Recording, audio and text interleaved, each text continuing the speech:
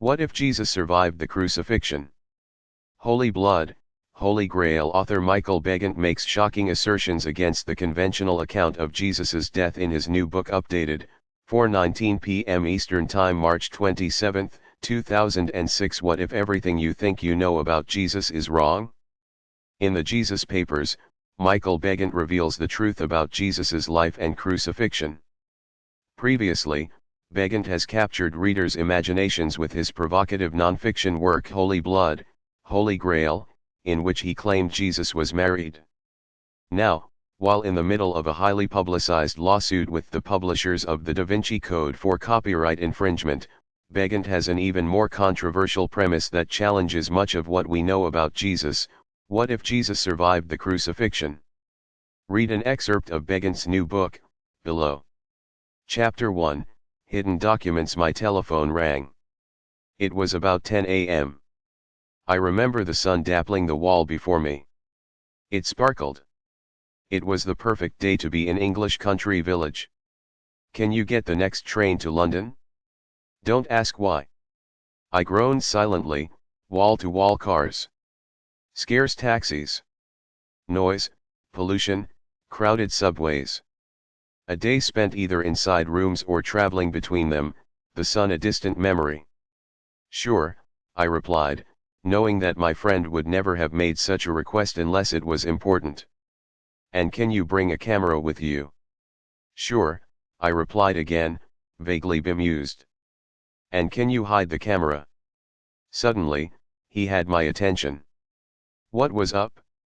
My friend was a member of a small and discreet group of international dealers, middlemen, and purchasers of high-value antiquities, not all of which carried the required paperwork permitting them to be traded on the open market. I put a camera and some lenses in a standard-looking briefcase, threw in plenty of film, and jumped in my car for the drive to the station. I met my friend outside a restaurant in a famous London street.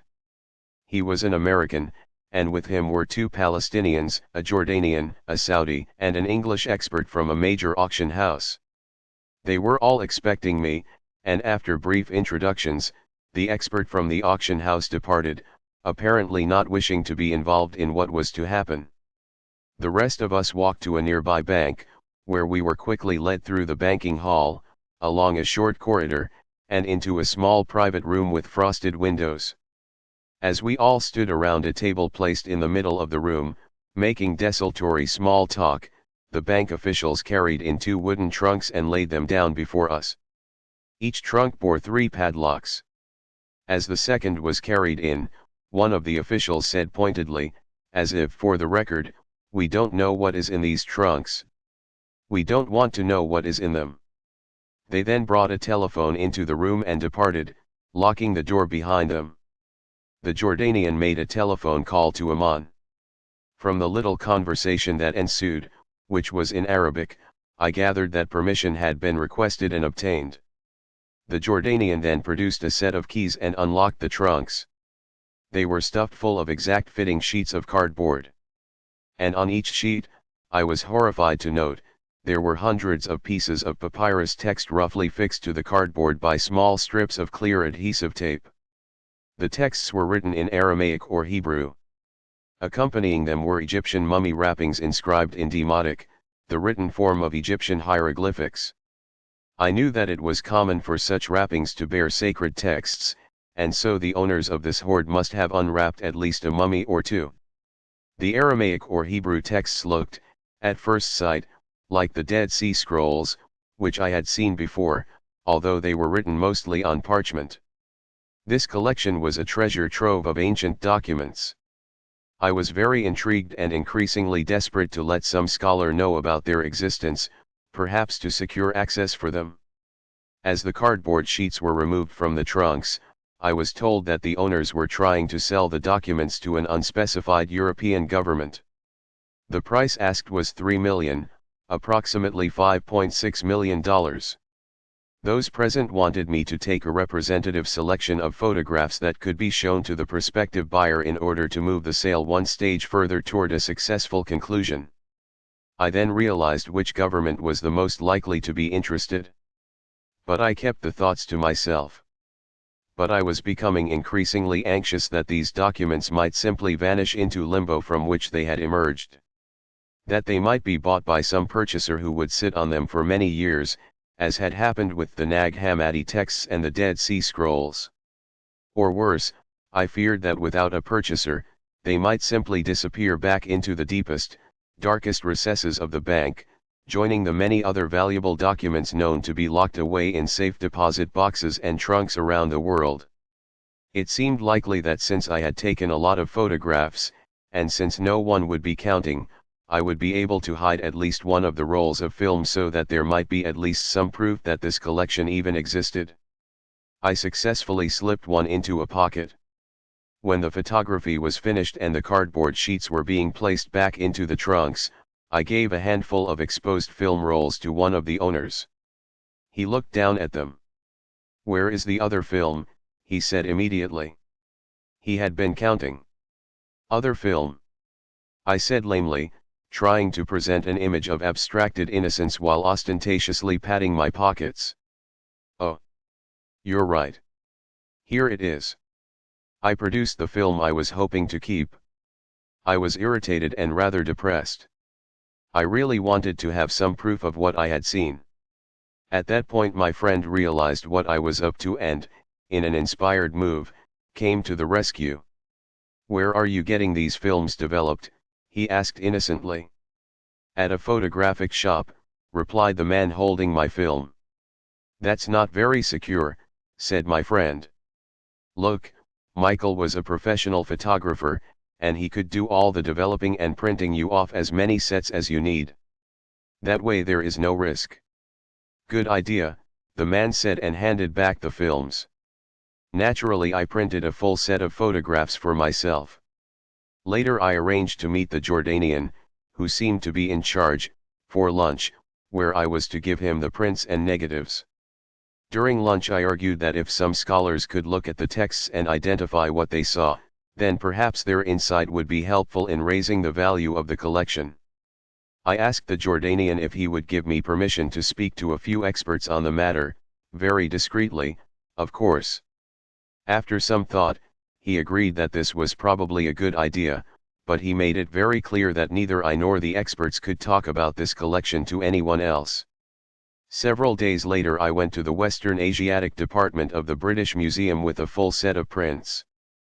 I had dealt with the department before during the course of researching one of my books, From the Omens of Babylon, and I trusted the scholars there not only to give me an honest opinion but to maintain confidentiality as well.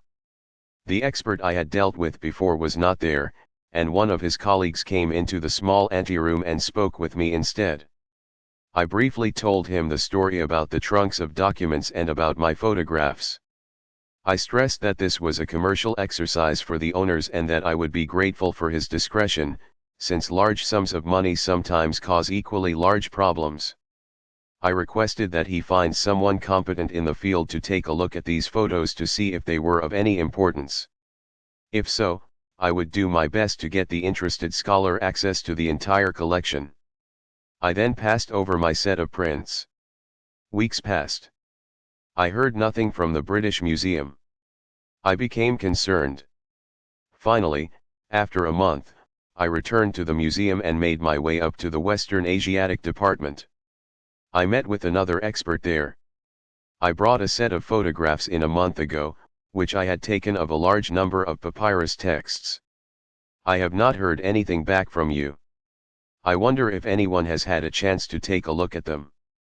The expert stared at me blankly. "What photographs?" I went through the story again for his benefit. He seemed distracted, unconcerned. He had not heard of any such photographs being brought into the department. In any case, it wasn't his field. They were most likely given to another specialist who was working there for a time and who had now left. "Where has he gone?" I asked. "I don't know," was the reply. "I think to Paris. I am sorry about your photographs. I never heard any more about them." Without a written receipt for them, there was nothing I could do. Luckily I had a few reject prints still at home so I could prove that the collection did in fact exist, but not nearly enough to give anyone an idea of the range of subjects that might have been in it. An expert, looking at my few remaining prints, identified most of the texts as records of commercial transactions. 10 or 12 years later I was walking down a street lined with expensive shops in a large western city when I saw one of the Palestinians who had been present in the bank that day. I went up to him and asked if he remembered me. "Of course," he replied. "You were the colleague of," and he gave the name of my friend. "You know," I began, "I have always wondered what happened to those ancient texts I photographed that day in the bank. Were they ever sold?" "I haven't heard anything about them," he quickly replied, unconvincingly, and then, giving a good impression of being rather busy, he elegantly and politely excused himself and walked off. I cannot say that I was surprised, for I have spent many years living in a world where potentially crucial keys to the mysteries of our past are simultaneously available and elusive. As we will see, these trunks of documents are not the only such examples of important evidence remaining, tantalizingly, just out of reach. Copyright 2006 by Michael Baigent. Reprinted by permission of Harper San Francisco.